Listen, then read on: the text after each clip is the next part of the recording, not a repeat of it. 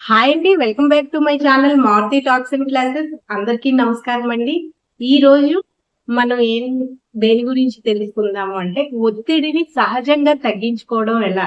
ప్రతి మనిషికి ఇప్పుడున్న పరిస్థితుల్లో అయితే ఒత్తిడి ఉంటుందండి. అది నాకైనా, మీకైనా, ఎవరికైనా ఒత్తిడి ఉంటుంది.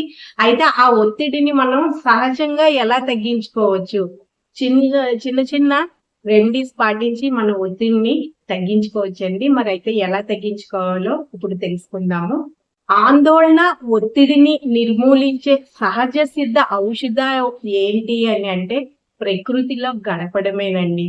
ఇంతకు మించి ఇంకేమీ లేదు. నెంబర్ 1 అంటే మొట్టమొదటిగా మనం చేయాల్సింది ప్రకృతిలో గడపడం. అలా గదిలోనే ఉండిపోకుండా ప్రకృతిలో గడపడం. ఇది సహజ సిద్ధమైన ఔషధం. మన ఆందోళనని, ఒత్తిడిని బాగా తగ్గిస్తుంది. మన దేహానికి అంటే మన శరీరానికి కాస్త ఎండ తగిలేలా చూసుకోవాలండి. వ్యాయామం చేయాలి. సంగీతం, మంచి సంగీతం మీకు నచ్చింది సంగీతం వినండి. మనసారా నవ్వండి, హాయిగా నవ్వండి.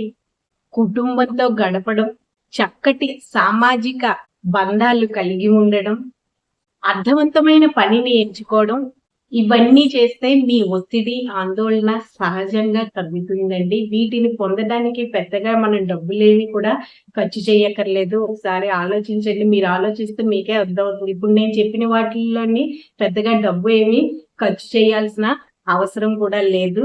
కాకపోతే వాటి విలువను గుర్తించే మనసు ఉండాలి. ఇప్పుడు నేను చెప్పిన వాటిల్లో వాటి విలువను గుర్తించే మనసు ఉండాలన్నమాట. ఉంటే మీకు ఆందోళన, ఒత్తిడి అన్నది సహజ సిద్ధంగానే తగ్గుతుంది. ఇది ఇవాళ మంచి విషయం. ఈ వీడియో కానీ మీకు నచ్చితే ప్లీజ్ లైక్ చేయండి.